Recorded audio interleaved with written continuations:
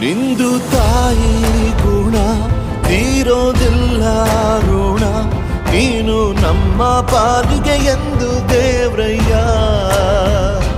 ತಾನು ನೋವಾ ನುಂಗಿ ಜೀವ ನೀಡೋ ಮಗ, ನಿನ್ನ ಪಡ್ಕೊಂಡಿದ್ದೆ ಪುಣ್ಯ ಗಣಯ್ಯ.